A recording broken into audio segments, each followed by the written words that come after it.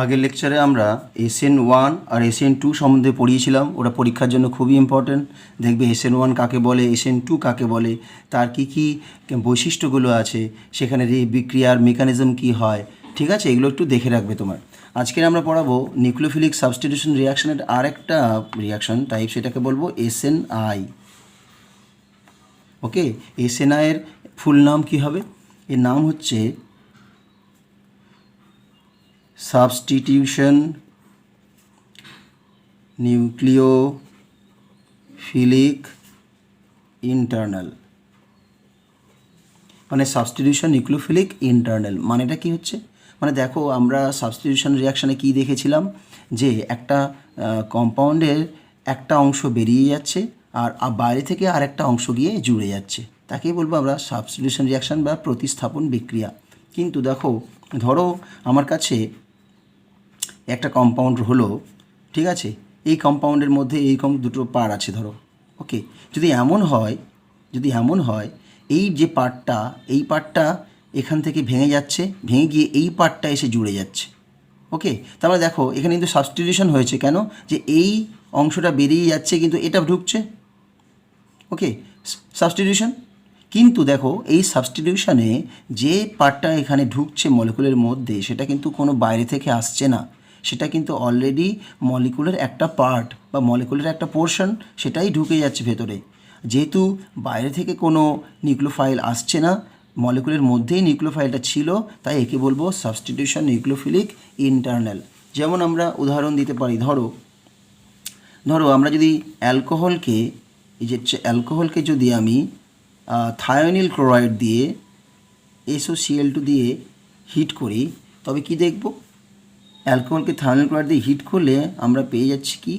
RCl। ওকে, তাহলে RCl আমরা পেয়ে যাচ্ছি, প্লাস আরও কিছু বাই প্রোডাক্ট আসে, SO2 আসে, প্লাস HCl আসে। তাহলে এই যে বিক্রিয়াটা হলো এখান থেকে, দেখো একটা অ্যালকোহল থেকে অ্যালকিল হ্যালাইড পাচ্ছি, এই বিক্রিয়ার যদি আমরা মেকানিজমকে স্টাডি করি, এর যে কার্যপ্রণালীকে যদি স্টাডি করি, আমরা দেখতে পাচ্ছি কি, আচ্ছা তাহলে আমি আগে স্টাডি করে দেখাই। তো ফার্স্টের স্টেপে কি হচ্ছে, দেখো এখানে SOCl2 আছে। SOCl2 মানে দেখতে কেমন? SOCl মানে সালফারের সাথে একটা অক্সিজেন লেগে আছে আর দুটো ক্লোরিন লেগে আছে। তাহলে ফার্স্ট টাইমে দেখো, এই যে অক্সিজেনের যে লোন পেয়ারটা যখনই সালফারে ধাক্কা দিচ্ছে, তখন একটা ক্লোরিন বেরিয়ে যাচ্ছে, ফলে কি তৈরি হচ্ছে? ROH। আর কি থাকছে এখানে? সালফার, এখানে থাকছে অক্সিজেন, এখানে থাকছে Cl। এবার দেখো, যেহেতু এই লোন পেয়ার থেকে একটা অক্সিজেন মানে লোন পেয়ার আমরা নিয়েছি, তাই এখানে হবে কি? প্লাস হলো। এবার এই প্লাসটা দেখো আনস্টেবল, অক্সিজেনের উপরে প্লাস চার্জ তো আনস্টেবল, তাহলে অক্সিজেনটা কি করবে? এই হাইড্রোজেন থেকে ইলেকট্রনটা নিয়ে H+টাকে ছেড়ে দেবে, ফলে এটা হচ্ছে -H+। তাহলে কি থাকছে? ROSOCl। ওকে, তাহলে এখানে দেখো একটা আমি সল্ট পেলাম, যেখানে সালফার আছে, ক্লোরিন আছে। পরের স্টেপে কী হয় দেখো, পরের স্টেপে কী হয়, এই কম্পাউন্ডটা ধরো আমি বলতে পারি এটা ইন্টারমিডিয়েট ধরো। এর পরের স্টেপে কী হচ্ছে, কম্পাউন্ডটা এইভাবে ভেঙে যাচ্ছে, এইভাবে ভাঙে, এই বন্ডটা ভেঙে গিয়ে এখানে চলে আসে, আর এই বন্ডটা ভেঙে এখানে চলে আসে। তাহলে আমি কি পাচ্ছি দেখো তো, দেখো আর থেকে কিন্তু ইলেকট্রন চলে গেছে, তাহলে এটা হচ্ছে R+, আর মাঝখানে কি হচ্ছে? S11O, তাহলে SO2, আর এখানে কি? Cl-। ওকে, তাহলে দেখো ইনস্ট্যান্টলি আমি এরকম একটা ইন্টারমিডিয়েট পাচ্ছি, যেখানে R+ আছে, Cl- আছে, আর তার মাঝখানে কে পড়ে আছে? SO2। যেমন তোমরা স্যান্ডউইচ খেয়েছো, দুটো রুটির মাঝখানে যেমন কি থাকে, কিছু সবজি থাকে বা বিভিন্ন বাটার দেওয়া থাকে, ঠিক তেমনি দেখো এখানে মনে হচ্ছে যেন এটা একটা ব্রেড, এটা একটা ব্রেডের টুকরো, মাঝখানে SO2টা একটা মলিকুল, যেটা অ্যাজ এ স্যান্ডউইচ পড়ে আছে। কিন্তু যেহেতু SO2টা স্টেবল, ও কী করে? সঙ্গে সঙ্গে এখান থেকে বেরিয়ে যায়, SO2 বেরিয়ে গেল, আর SO2 বেরিয়ে গেলে সঙ্গে সঙ্গে এটা কী পড়ে থাকছে? R+, Cl- কাছাকাছি চলে এলো। মানে দেখো, ধরো এই পেনটা হচ্ছে তোমার SO2, এইভাবে ছিল দুটো, এটা হচ্ছে R, এটা হচ্ছে Cl। এবার যেহেতু প্লেনটা স্টেবল, ও আস্তে করে এখান থেকে বেরিয়ে গিয়ে বাতাসে মিশে গেল, তাহলে কী পড়ে থাকছে এবার? R+, Cl-। এবার এই প্লাস মাইনাস বিক্রিয়া করে একটা কী করে? RCl বানাচ্ছে। তাহলে এইখান থেকে আমি পেয়ে যাচ্ছি RCl। তাহলে দেখো এইখানে দেখো, এই যে প্লাস মাইনাসটা থেকে যাচ্ছে না, একে আমরা বলি কি ইন্টিমেট আয়ন পেয়ার বলি, ইন্টিমেট আয়ন পেয়ার। ওকে, এবার দেখো এই যে বিক্রিয়ায় যে ক্লোরিনটা এখানে ঢুকলো, এই ক্লোরিনটা কিন্তু কিছু বাইরে থেকে আসেনি। দেখো এই মলিকুলটাকে তুমি যদি দেখো, দেখো ক্লোরিনটা কিন্তু এই মলিকুলের একটা অংশ, এবং সেই ক্লোরিনটাই কিন্তু আর এর সাথে বিক্রিয়া করলো। তার মানে এখানে কি হলো, একটা ইন্টারনাল নিউক্লিওফাইল আরকে অ্যাটাক করলো। তাই এখানে আমরা কি বলবো, একে বলবো সাবস্টিটিউশন নিউক্লিওফিলিক ইন্টারনাল। ঠিক আছে, আচ্ছা এই যে বিক্রিয়াটা হলো, এবার এই বিক্রিয়াতে দেখা যাচ্ছে কি, যদি দেখো আরটা যদি তোমার কাইরাল হয়, যদি অপটিক্যালি অ্যাক্টিভ হয়, মানে এটা যদি আরকে যদি আমি অ্যাসিমেট্রিক ধরি, মানে আরের মধ্যে বিভিন্ন গ্রুপ থাকে, তাহলে কি হবে, এখানে একবার খেয়াল করে দেখো আর এর কিন্তু ডান দিক দিয়ে ক্লোরিনটা এসছে। দেখো আর এর ডান দিকে অক্সিজেন ছিল, সেই অক্সিজেনটা ভাঙলো, আবার আর এর ডান দিক থেকেই আবার ক্লোরিনটা ঢুকলো, ডান দিক থেকেই ক্লোরিনটা ঢুকলো। ওকে, তাহলে কি দেখতে পাচ্ছি, যদি আমার কোনো একটা কাইরাল কম্পাউন্ডের একই দিক থেকে একটা গ্রুপ বেরিয়ে যাচ্ছে, আবার সেই দিক দিয়েই গ্রুপটা ঢুকছে, তবে কিন্তু আমার ওর অপটিক্যাল রোটেশন এর কিন্তু কোনো চেঞ্জ হবে না। ফলে অপটিক্যাল রোটেশন যা ছিল তাই থাকবে, যাকে আমরা কি বলি রিটেনশন অফ কনফিগারেশন। ফলে স্টার দিয়ে কি লিখব, for chiral alcohol retention of configuration is observed in the product। মানে যদি আরটা কাইরাল হয়, তার মানে আমি কী দেখতে পাচ্ছি, ধরো আর হচ্ছে কাইরাল, ধরো এটা কাইরাল, এখানে এখানে ওইচ আছে, ঠিক আছে, ধরো এটা প্লাস, ধরো ইফ এটা প্লাস রোটেশন দেখাচ্ছে, অপটিক্যাল রোটেশন প্লাস, তাহলে কি দেখতে পাচ্ছি, আমি এখানে যদি SOCl2 নিয়ে নিই, তাহলে কি দেখব, যে প্রোডাক্টটা পাচ্ছি সেটাও কিন্তু কাইরাল হবে, কিন্তু সেটা প্লাসই থেকে যাবে। এখানে কিন্তু পুরো 100% কনভার্সন হয়, 100% প্লাস, কোনো রকম মিক্সিং মানে মাইনাস হওয়ার কোনো সম্ভাবনাই নেই। ঠিক আছে, তাহলে একে কি বলবো, রিটেনশন অফ কনফিগারেশন, মানে যা আমার কনফিগারেশন ছিল অ্যালকোহলের মধ্যে, সেই কনফিগারেশনটাই আমি এই যে অ্যালকিল হ্যালাইড আছে তার মধ্যে পেয়ে যাচ্ছি। ঠিক আছে, তাহলে এটা কখন সম্ভব হবে, যদি আরটা কাইরাল হয়। এবার দেখো, ধরো আর কাইরাল, ওকে, ধরো এই আরটা কাইরাল নিয়েছি OH, আর এখানে দিয়েছি কি প্লাস রোটেশন আছে।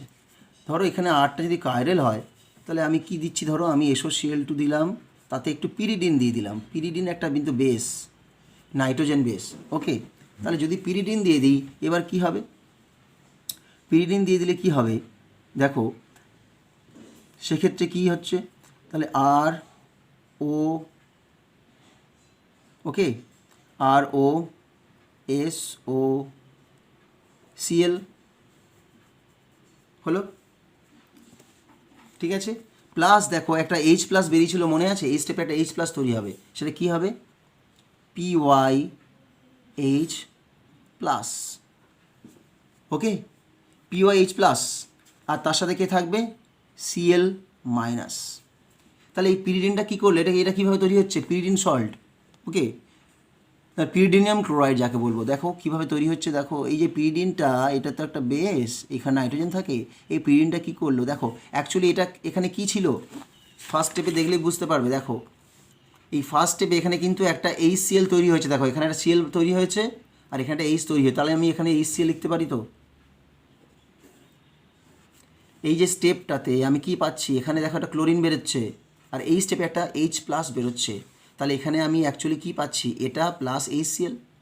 আর আমরা জানি HClটা একটা কোভ্যালেন্ট কম্পাউন্ড, ঠিক আছে, যেটা কখন আয়নিক বা কখন আয়নাইজ হয়, যদি আমার সলিউশনের মধ্যে কিছু প্রোটিক সলভেন্ট থাকে। প্রোটিক মানে ধরো জল বা অ্যালকোহল এরকম কিছু থাকে, যদি জল থাকে তবেই কিন্তু এই HClটা ভেঙে গিয়ে Cl মাইনাস তৈরি হয়।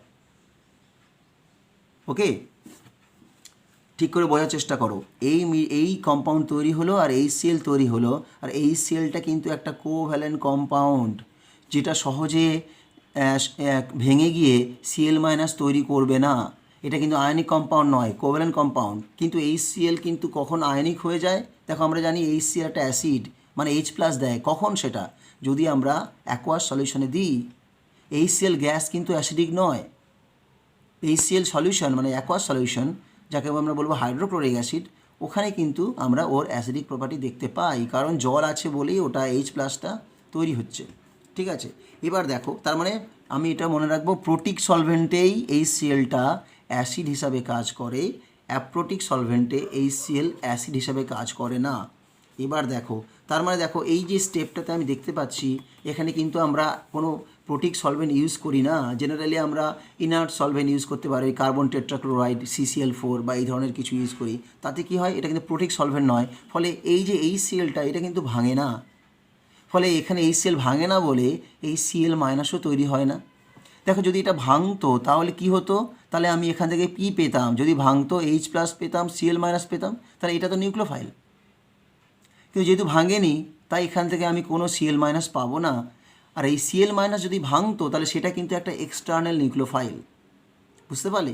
তার মানে মনে করে দেখো, যদি এই রিয়াকশানটাকে আমরা প্রোটিক সলভেন্টে স্টাডি করি, ওকে, জল দিই বা কিছু দিই, তাহলে কিন্তু এই HClটা সেক্ষেত্রে কিন্তু একটা Cl মাইনাস তৈরি করবে অ্যাজ আ নিউক্লিওফাইল।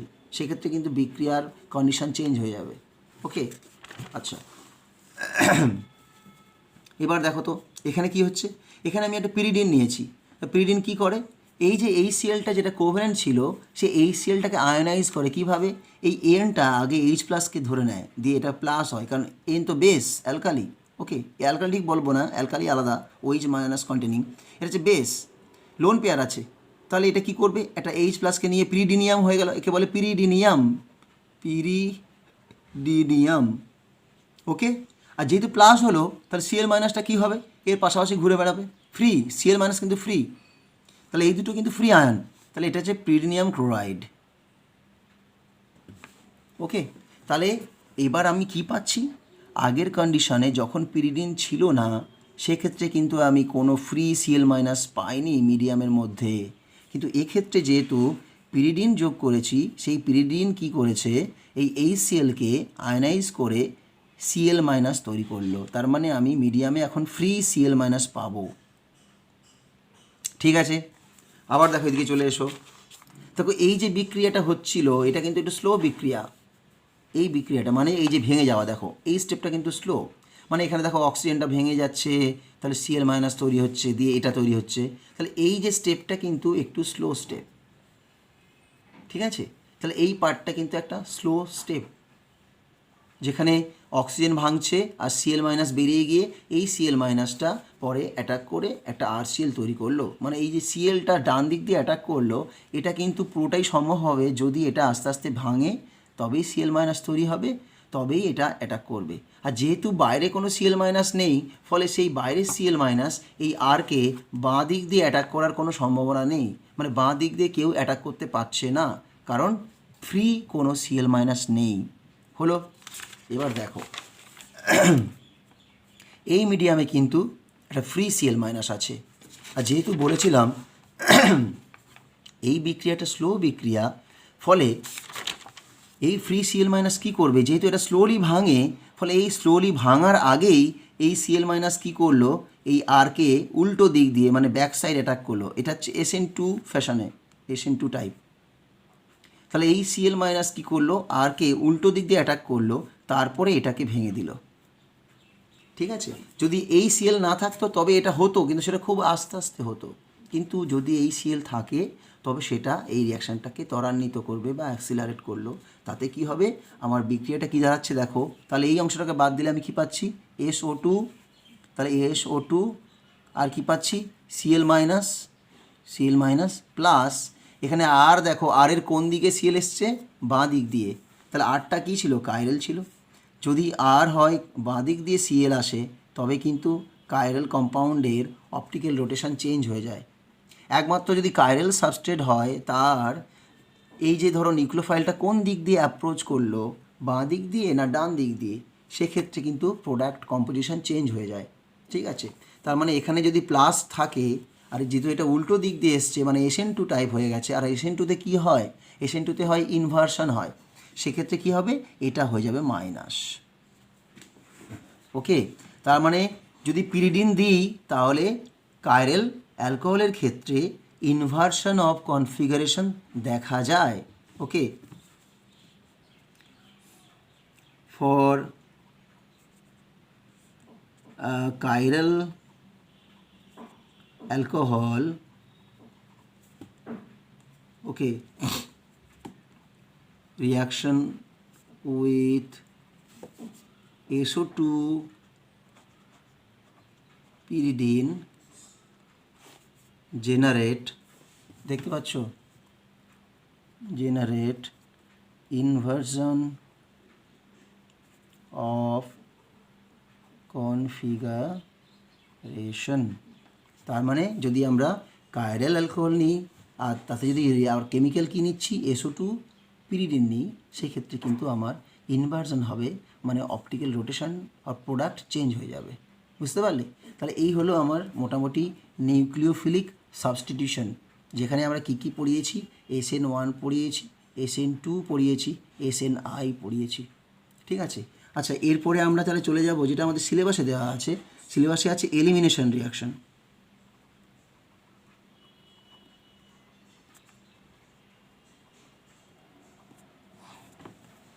তা এলিমিনেশন বিক্রিয়া বা এলিমিনেশন রিয়াকশন কাকে বলে?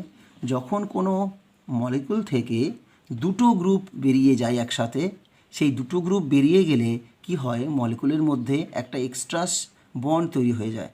ওকে, তখন তাকে বলবো আমরা এলিমিনেশন রিয়াকশনস। মানে কি, কোনো কম্পাউন্ড থেকে যখন দুটো গ্রুপ একসাথে বেরিয়ে যায়, ওকে, সেক্ষেত্রে আমাদের কি হয়, তাকে আমরা বলবো এলিমিনেশন, মানে বাদ রিয়াকশন, বাদ চলে গেল একটা অংশ। যেমন এই এলিমিনেশন রিয়াকশন 3 রকমের হতে পারে, 3 রকমের হয়। একটাকে আমরা বলবো, ওকে, একটাকে আমরা বলবো হচ্ছে ধরো 1-1 বা alpha elimination, alpha elimination. Beta, এটা হচ্ছে 1-1, বিটা এলিমিনেশন, বা একে আমরা বলি 1-2। আরেকটা কি আছে, গামা এলিমিনেশন, H1-3। এবার দেখো মানে কি দাঁড়াচ্ছে, 1-1, 1-2, 1-3। দেখো আমি অলরেডি বলেছিলাম যে যখন কম্পাউন্ড থেকে দুটো গ্রুপ একসাথে বেরিয়ে যায় তাকে বলবো এলিমিনেশন বিক্রিয়া। এবার দেখো এই যে দুটো গ্রুপ যে বেরোচ্ছে তারা কোন পজিশন থেকে বেরোচ্ছে তার উপর ডিপেন্ড করে এই ক্লাসিফিকেশনটা করা হয়েছে। ধরো আমার কাছে 1-1 মানে কি, যখন দুটো গ্রুপ একটাই মাত্র কার্বন থেকে বেরোবে, যখন দুটো গ্রুপ একই কার্বন থেকে বেরিয়ে যাচ্ছে তাকে বলবো আলফা এলিমিনেশন অথবা 1-1 এলিমিনেশন। ধরো এই যে ক্লোরোফর্ম CH-Cl3, তাকে যদি আমি অ্যালকালি দিয়ে ট্রিট করে দিই তাহলে কি হবে, এই অ্যালকালি দিয়ে ট্রিট করলে ফার্স্টে চলে আসছে Cl3 মাইনাস, তারপরে আবার মাইনাস ক্লোরিন বেরিয়ে যায়, Cl মাইনাস বেরিয়ে গিয়ে কী হচ্ছে, Cl এটা হচ্ছে লোন পেয়ার। তাহলে এটা হচ্ছে কার্বিন, ডাইক্লোরোকার্বিন। তাহলে এই যে কার্বিনটা পেলাম, কিভাবে পেলাম, এটা হচ্ছে আলফা। ওকে, আলফার এক্সাম্পল দেখো, কার্বন একটা, সেখান থেকে ফার্স্টে H বেরিয়েছে CCl3, সেই কার্বন থেকে আবার ক্লোরিন বেরিয়েছে। তাহলে একই কার্বন থেকে কি হলো, H আর Cl দুটো বেরিয়ে গেল, তাতে কি হলো, কার্বন তৈরি হলো। তাহলে এটাও কিন্তু একটা এলিমিনেশন রিয়াকশন, সেটা কোন ক্যাটাগরিতে পড়বে, 1-1 অথবা আলফা এলিমিনেশন। ঠিক আছে, আচ্ছা এবার 1-3 বা গামাটা ধরি তো, গামাতে কি হবে, গামাতে যদি দুটো গ্রুপ 1 আর 3 পজিশন থেকে বেরোয়, মানে 1 নম্বর আর 3 নম্বর পজিশন থেকে যদি বেরোয় দুটো গ্রুপ, তাকে আমরা বলবো 1-3 এলিমিনেশন অথবা গামা এলিমিনেশন। ধরো আমার কাছে আছে এই কম্পাউন্ডটা CH2 Br, ওকে, এটা হচ্ছে 1-3 ডাইব্রোমোপ্রোপেন, 1-3 ডাইব্রোমোপ্রোপেন। যদি তুমি ধরো এখানে ম্যাগনেসিয়াম বা জিঙ্ক দিয়ে দাও, ধরো জিঙ্ক, ওকে, ইথার দিয়ে গরম করে দিলে তাহলে কী হবে, তাহলে এই জিঙ্ক কী করবে, অথবা ম্যাগনেসিয়াম দিলেও হয় মাঝে মাঝে, তাহলে এই দুটো ব্রোমিনকে তুলে নেবে। তাহলে কি হবে, দুটো ব্রোমিন একসাথে বেরিয়ে গেল, বেরিয়ে গিয়ে কী হলো, এটার CH2 এই প্লাস ZnBr2। তার মানে দেখো এই যে 1 নম্বর 2 নম্বর 3 নম্বর, এই 1 আর 3 থেকে গ্রুপ এই দুটো ব্রোমিন বেরিয়ে গেল বলে কি হলো, 1 আর 3-এর মধ্যে একটা এক্সট্রা বন্ড তৈরি হলো। দেখো এই যে 1 নম্বর 2 নম্বর 3 নম্বর, তাহলে 1 আর 3-এর মধ্যে একটা বন্ড তৈরি হলো, তাহলে এটা একটা কী হলো, সাইক্লোপ্রোপেন তৈরি হয়ে গেল। তাহলে এটার এই উদাহরণটাকে আমরা কি বলবো, এটা হচ্ছে গামা এলিমিনেশন অথবা 1,3 এলিমিনেশন।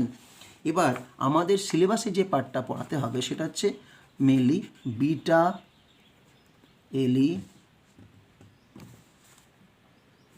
এলিমিনেশন। বিটা এলিমিনেশন মানে কি, যখন দুটো গ্রুপ 1 আর 2 পজিশন থেকে বেরোচ্ছে, মানে পাশাপাশি দুটো কার্বন থেকে দুটো গ্রুপ বেরিয়ে যাচ্ছে, তাকে আমরা বলবো বিটা এলিমিনেশন। যেমন ধরো আমি এটা উদাহরণ দিতে পারি, ধরো আমার কাছে আছে কি CH2, এটা হচ্ছে Br, এটা হচ্ছে Br। ওকে, যদি আমি এই দুটো ব্রোমিনকে একসাথে বের করে নিই তাহলে কী দাঁড়াচ্ছে, এটা CH2 ডবল বন্ড CH2। তাহলে দেখো দুটো পাশাপাশি কার্বন থেকে দুটো গ্রুপ বেরিয়ে গেল, তাতে কি হলো, একটা এক্সট্রা বন্ড তৈরি হয়ে গেল। তাহলে এটাকে আমরা বলবো কি, বিটা এলিমিনেশন অথবা 1,2 এলিমিনেশন। বুঝতে পারলে? এবার আমরা এই বিটা এলিমিনেশনটাকেই একটু ভালো করে পড়বো, কারণ এটা আমাদের সিলেবাসে মেনশন করা আছে। তাহলে কি কি আছে বিটা এলিমিনেশনের ভাগ কি কি, একটাকে বলবো আমরা E1, একটাকে বলবো আমরা E2 এলিমিনেশন, আর একটাকে বলবো আমরা E1CB। তাহলে E1টাকে বলবো এলিমিনেশন ইউনিমলিকুলার, E2কে বলবো এলিমিনেশন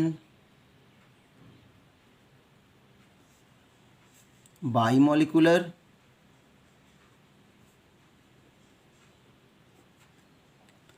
আর E1C কে বলবো এলিমিনেশন ইউনিমলিকুলার ভায়া কনজুগেট বেস। আচ্ছা, এটা পরে বলছি কনজুগেট বেস কী জিনিস বা এটার মেকানিজম। তাহলে আমরা তিনটে পাচ্ছি E1, E2, E1CB। ঠিক আছে, তাহলে আজকের আমরা শোনাবো E1 এলিমিনেশন ইউনিমলিকুলার। তাহলে দেখো আমরা অলরেডি যখন SN1 পড়াচ্ছিলাম তখনই আমরা আলোচনা করেছিলাম যে ইউনিমলিকুলার কথাটা এখানে কেন ইউজ হয়েছে। এখানে ইউনিমলিকুলার বলতে বোঝাচ্ছে যে এই বিক্রিয়ার যে হারটা সেটা শুধু একটা মাত্র কম্পোনেন্টের ওপরে ডিপেন্ড করে, মানে বিক্রিয়ার যে রেট বা রিয়াকশান রেট যাকে আমরা বলি সেটা একটা মাত্র বিক্রিয়ক বা রিয়াক্ট্যান্টের কনসেন্ট্রেশনের ওপর ডিপেন্ড করে, যেই কনসেন্ট্রেশনটার পাওয়ার হয় 1। ওকে, তার যে পাওয়ারটা সেটা 1 হয়। ওকে, তাহলে এই E1 যেটা আমি মেকানিজম, এখানে মেকানিজমে আমি কি দেখতে পাই, মেকানিজমটা অ্যাকচুয়ালি কিন্তু দুটো স্টেপে হয়। এই E1 পাথ যেটা সেটা কিন্তু দুটো স্টেপে রিয়াকশানটা হয়, এবং সেটা আমি কিভাবে দেখাচ্ছি। ধরো আমার কাছে একটা ধরো আছে CH3, এটা হচ্ছে ধরো এটা হলো CH2, আর এখানে আছে ধরো একটা ব্রোমিন আছে। ঠিক আছে, তাহলে এই মলিকুলটা যাকে আমরা বলবো টার্সিয়ারি বিউটাইল বা টার্সিয়ারি বিউটাইল ব্রোমাইড। ওকে, টার্সিয়ারি বিউটাইল ব্রোমাইড, সেটাকে যদি, আচ্ছা এখানে কেন CH2 করলাম, CH3 হবে। এটাকে যদি আমি ধরো এই মলিকুলটাকে আমি জলের মধ্যে রেখে দিলাম, শুধু জলের মধ্যে রেখে দিয়ে সেটাকে হালকা গরম করলাম। ঠিক আছে, তাহলে আমি কি দেখব, যদি এই মলিকুলটাকে জলের মধ্যে রেখে দিয়ে হালকা গরম করি বা হিট করি, তাহলে আমি যদি কিছুক্ষণ পরে সলিউশন থেকে টেস্ট করে দেখি, তাহলে কি শুধু এই মলিকুলটা পাবো না অন্য কিছু মলিকুল আমরা পাবো, সেটাই আমাদের দেখার। ঠিক আছে, তাহলে আমি আগে দেখি কি হচ্ছে। যদি এই মলিকুলটাকে আমি শুধু জলের মধ্যে রেখে জল আর হালকা হিট করি, তাহলে আমি কি দেখতে পাচ্ছি, আমি পাচ্ছি একটা অ্যালকোহল তৈরি হয়ে যায় জলের মধ্যে। আচ্ছা, অ্যালকোহল আমি বলবো না, একটা অ্যালকিন তৈরি হয়ে যাচ্ছে, ডাবল বন্ড। ওকে,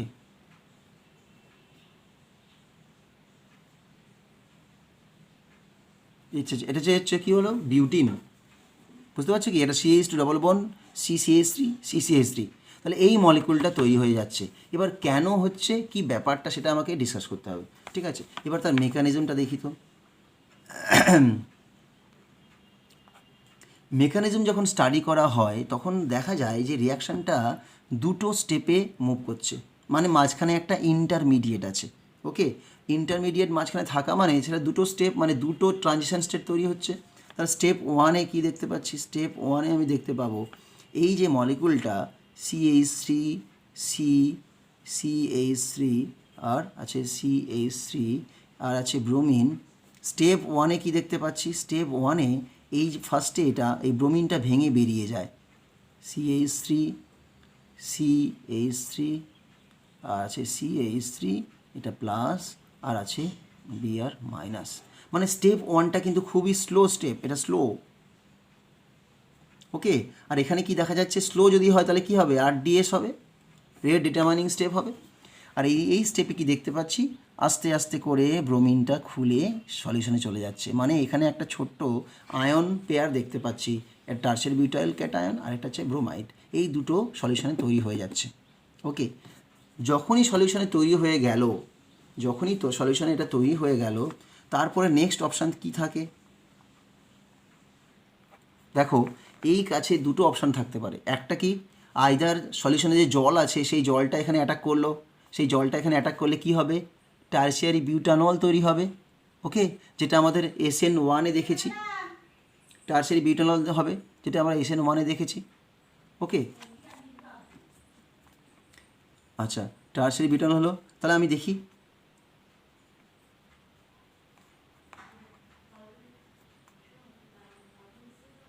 তাহলে আমি এটাকে দেখে নিলাম এইভাবে।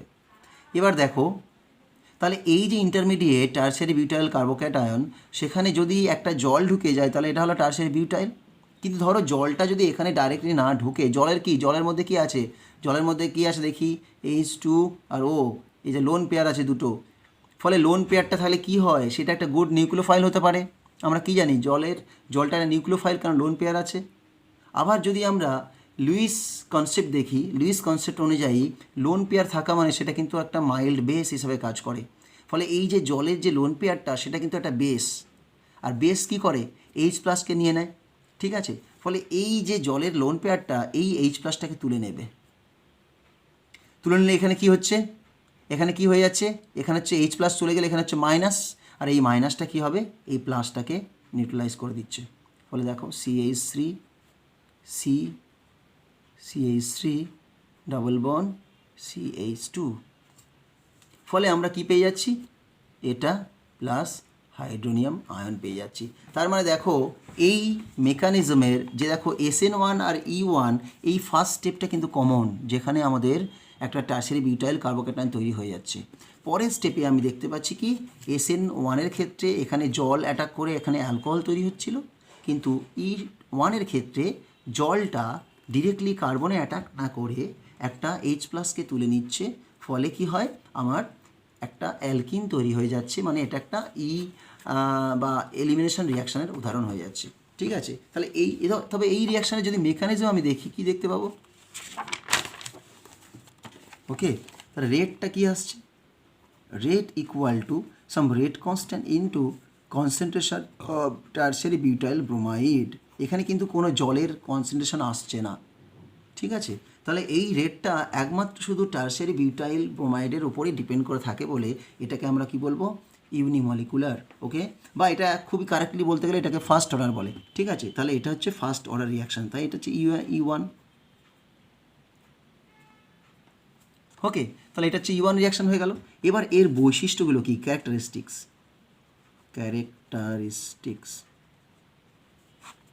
কী কী বৈশিষ্ট্য থাকতে পারে বলো তো? দেখো E1 রিয়াকশানে যেহেতু এখানে দেখো ভালো করে, এখানে যেহেতু একটা কার্বোক্যাটায়ন তৈরি হচ্ছে, ফলে যদি আমি পোলার সলভেন্ট ইউজ করি তাহলে সেই পোলার সলভেন্টটা কিন্তু এই কার্বোক্যাটায়ন আর ব্রোমাইডটাকে সহজে স্থায়িত্ব প্রদান করবে বা স্টেবিলিটি গেন করাবে, ফলে আমার রিয়াকশানটা ভালো হবে। ওকে, তাহলে আমি কি দেখতে পাচ্ছি? যদি আমি reaction rate increases on using polar solvent number 1। Number 2 কী হবে? যেহেতু দেখো নাম্বার 2 হচ্ছে, যেহেতু আমরা এখানে একটা ডিরেক্টলি কার্বোক্যাটায়ন পেয়ে যাচ্ছি, আর কার্বোক্যাটায়ন পাওয়া মানে দেখো আমরা তোমাদেরকে হাইপার কনজুগেশন পড়িয়েছিলাম যে যদি একটা কার্বোক্যাটায়নের প্লাস চার্জ তৈরি হয় তাহলে এই পাশের কার্বনের যে হাইড্রোজেনগুলো, যাকে আমরা আলফা হাইড্রোজেন বলি, তারা কিন্তু ভেঙে গিয়ে এই প্লাস চার্জটাকে স্টেবিলিটি করে দেয়, যাকে আমরা বলেছিলাম হাইপার কনজুগেশন। তাহলে হাইপার কনজুগেশনে যদি এই হাইড্রোজেনগুলো টেক পার্ট করে তবে এই হাইড্রোজেনগুলো কিন্তু হালকা প্লাস চার্জ ক্যারি করবে। ওকে, তোমরা একবার হাইপার কনজুগেশনের নোটটা একবার দেখবে ওখানে এই প্লাস চার্জটাকে স্টেবিলিটি দেওয়ার জন্য এই যে কার্বন হাইড্রোজেন বন্ডটা, সিগমা বন্ডটা ভেঙে গেছে। ফলে এটা যদি ভেঙে যায় এই হাইড্রোজেনের উপরে কী আসছে? Plus charge. তার মানে এই হাইড্রোজেনটা অ্যাসিডিক। অ্যাসিডিক হাইড্রোজেন কাকে বলে? যে হাইড্রোজেনের মাথাতে প্লাস চার্জ তৈরি হয় তাকে বলে অ্যাসিডিক হাইড্রোজেন। তার মানে এটা অ্যাসিডিক। তাহলে যদি এই অ্যাসিডিক হাইড্রোজেন থাকে অলরেডি, তবে আমি সহজে একটা মাইল্ড বেস ইউজ করেও কাজটা করতে পারবো। বুঝতে পারলে? এই E1 মেকানিজমে যেহেতু কার্বোক্যাটায়ন তৈরি হয়, যার দ্বারা আলফা হাইড্রোজেনগুলো খুব অ্যাসিডিক হয়ে পড়ে, সেই কারণে আমি চাইলে একটা খুব উইক বেস দিয়েও কাজটা করতে পারি। এখানে কিন্তু উইক বেস বলো, স্ট্রং বেস বলো, যে কোনো বেস ইউজ করতে পারি, সেটা নিয়ে কোনো মাথা ব্যথা নেই। তার মানে আমি এই সেকেন্ড পয়েন্ট লিখতে পারি, both strong and weak base can be used. Even solvent molecule can act as base. মানে এতটাই উইক যে সলভেন্ট কী হয়, সলভেন্ট মলিকুলগুলোর সাথে উইক বেস হয়, তো সেই সলভেন্ট মলিকুল দিয়েও আমি কাজটা করাতে পারবো। ফলে সেই নিয়ে আমার কোনো টেনশন নেই। 1 নম্বর, 2 নম্বর, 3 নম্বরে কী লিখবো? এবার ধরো আর কি থাকতে পারে। দেখো এখানে যেহেতু প্লাস চার্জ তৈরি হচ্ছে, ডিরেক্টলি ক্লাসিক্যাল কার্বোক্যাটায়ন তৈরি হচ্ছে, ফলে এখানে কিন্তু একটা রিঅ্যারেঞ্জমেন্টের সম্ভাবনা থাকছে, যেটা আমরা SN1-এ পড়েছিলাম। Okay, chance of rearrangement like SN1। বুঝতে পারলে? তাহলে আমাদের এখানে তাহলে এই ব্যাপারগুলো হচ্ছে। তাহলে এটা হচ্ছে RDS হয়ে গেল, তারপরে আমাদের উইক বেস দিয়েও কাজটা হয়ে যাচ্ছে, আর কি থাকছে? একটা অ্যারেঞ্জমেন্ট বা রিঅ্যারেঞ্জমেন্টের একটা সম্ভাবনা থেকে যাচ্ছে। ঠিক আছে, তাহলে এটাই আমাদের E1। তাহলে আজকের এইটুকুই থাক।